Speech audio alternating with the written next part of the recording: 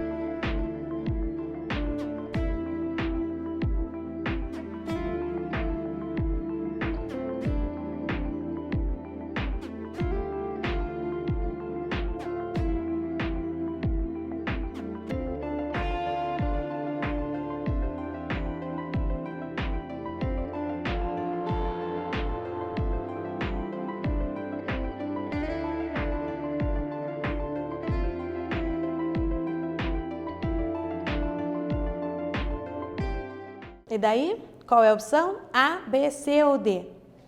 Rotação, translação, deriva polar ou deslocamento?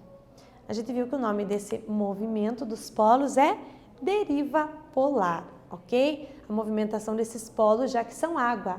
E como é água, pode sim ter esse movimento. Então vamos ver as causas disso. Olha lá. O deslocamento do eixo da Terra é, segundo especialistas, normal. Então, beleza, é normal que esse eixo se desloque, ok? Mudanças na distribuição da massa do planeta fazem com que os eixos se movam e, por consequência, com que os polos se movam. Então, essa movimentação no planeta é considerada normal, ok? Pelos especialistas. Então, mudanças climáticas fazem com que a distribuição na massa do planeta se mova. A massa de água, certo? A água dos polos congela de um lado, descongela, vai para o outro. Basicamente e simploriamente é essa mudança. Esse movimento geralmente acontece de forma natural, por causa das estações, do clima, seja por mudanças na atmosfera, nos oceanos ou na parte sólida da Terra. Pois é, a parte sólida da Terra também tem influência nessas mudanças, ok? O que a pesquisa indica, contudo, é que, agora pegou pra gente, ó, é que a ação humana é um dos motores da aceleração observada desde 1990. Então, eles fizeram essa pesquisa, eles viram que está acelerando mais do que o normal essas mudanças. O eixo de rotação está se mexendo, está tendo essa alteração. E por que aumentou? Muito, 17 vezes que a gente viu, né?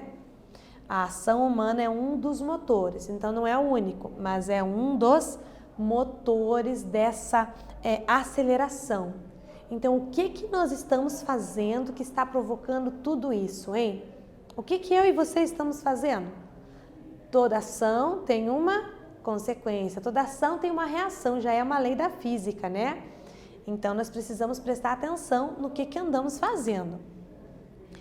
Planeta Água. Nós sabemos que o nosso planeta é água, tem muita água. Pouca doce, muito salgada, mas não deixa de ser água. A pesquisa descobriu que a água é um fator chave. Como assim? A perda de água das regiões polares. O gelo que derrete escoou para os oceanos. Seria o principal motor da rápida deriva polar após a década de 90. Então, o que está acontecendo? As regiões polares está derretendo o gelo lá, o gelo derrete e vai para os oceanos. E isso, essa mudança de massa, é muita água, gente, não é um pouquinho. É muita água derretendo e mudando de lugar. E isso faz com que esse eixo mude de lugar também. E veja como é nossa ação. É nossa ação porque as regiões polares estão derretendo, por quê? Porque está muito quente. E por que a temperatura aumenta? Poluição. E normalmente gerada por nós, pela ação humana. Então, olha lá, gente. O derretimento do gelo glacial é uma consequência direta da mudança climática provocada pelo homem. Pois é, nós provocamos essa mudança climática e por causa disso essa massa de gelo muito grande, ela está derretendo e não volta, né? Ela não volta.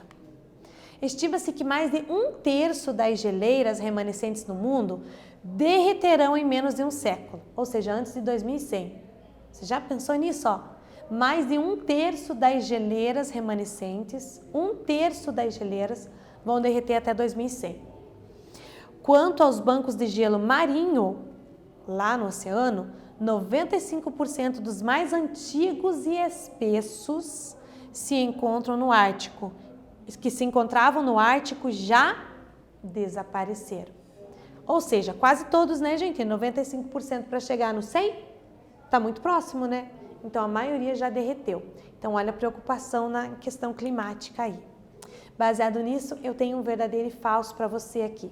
Quero que você leia e indique para mim se aquela afirmação é verdadeira ou é falsa. E a gente já volta para conversar.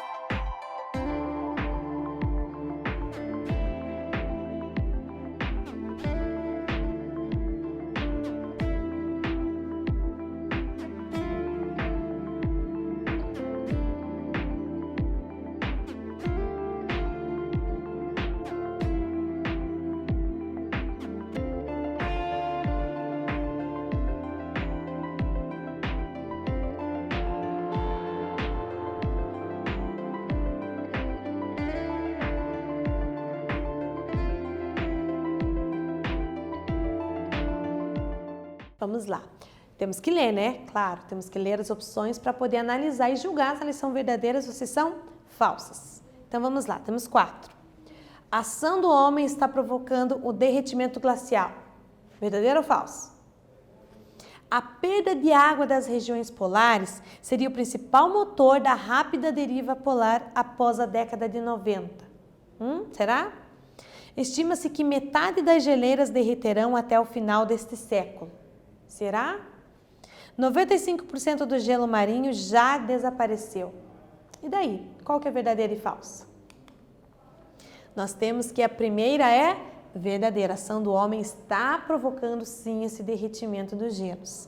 Sim, a perda de água seria o principal motor dessa deriva polar, dessa mudança das massas de água dos polos.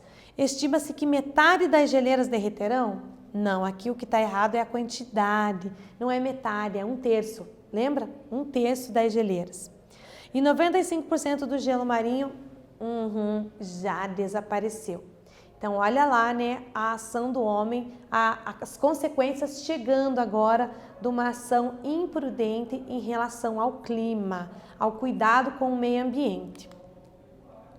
O estudo aponta, aquele mesmo estudo que a gente está vendo, ainda como, em menor grau, a ação de bombear água para agricultura ou consumo humano, que também teve impacto nessa deriva polar. Então, é muita água tirada para fazer o quê? Para a agricultura, ok? É uma água bombeada de um lugar para o outro. Então, claro que é em menor grau, porque não é tanto quanto o derretimento das geleiras, mas também tem influência. Claro, precisa de água para a agricultura. Então, podemos de repente poupar do outro lado, já que a agricultura não funciona sem água, ok? Especialistas estimam que nos últimos 50 anos, os humanos extraíram 18 trilhões de toneladas de água de reservatórios subterrâneos profundos. Opa, então não é aquele pouquinho de água que a gente usa.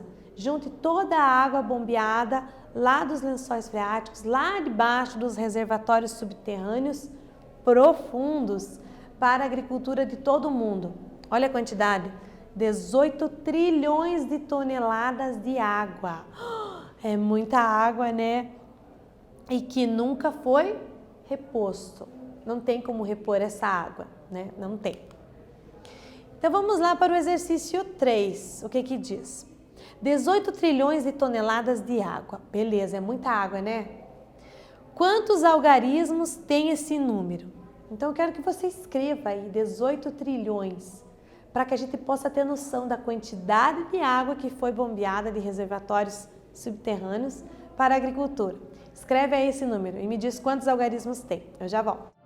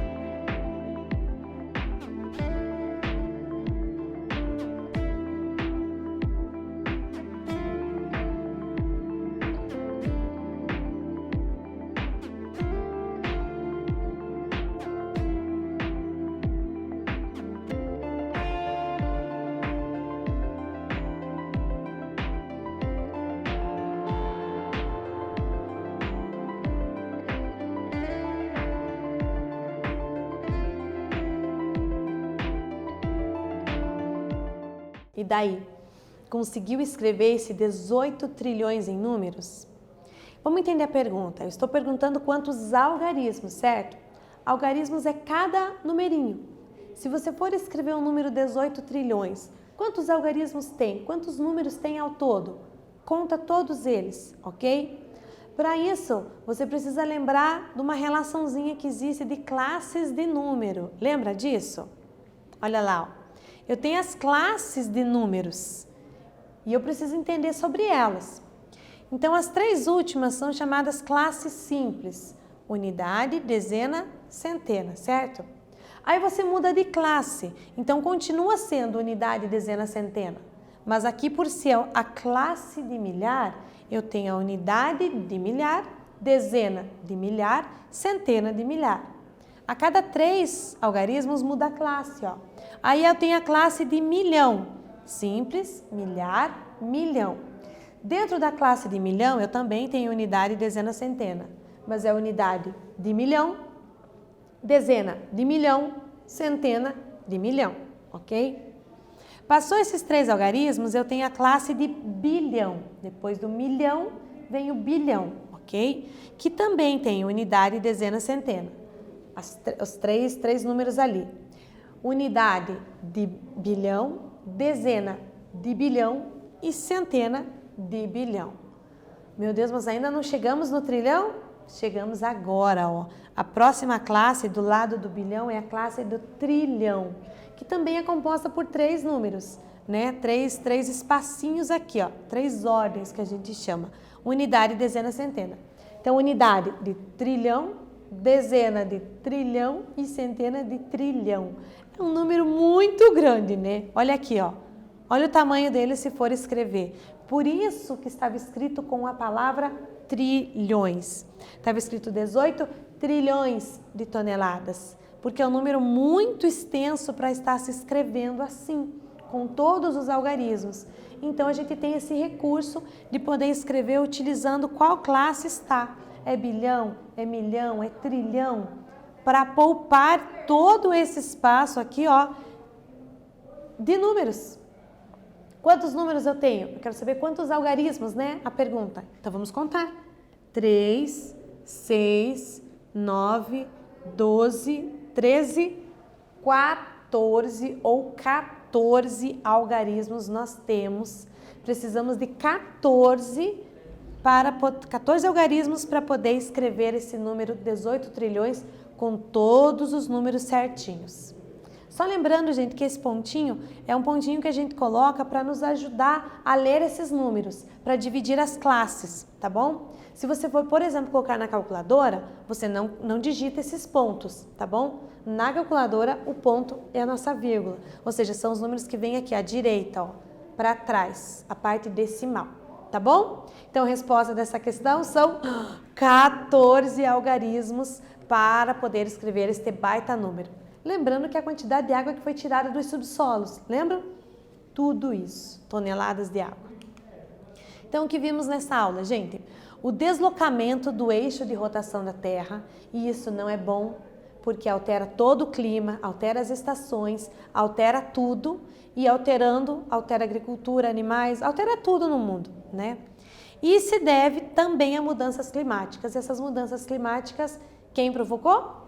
O homem, ok? Então, precisamos sim ter um olhar muito especial para as nossas ações, porque elas têm consequência, ok? Espero que vocês tenham entendido, espero que vocês tenham gostado e a gente se vê na próxima aula, tá bom? Até mais!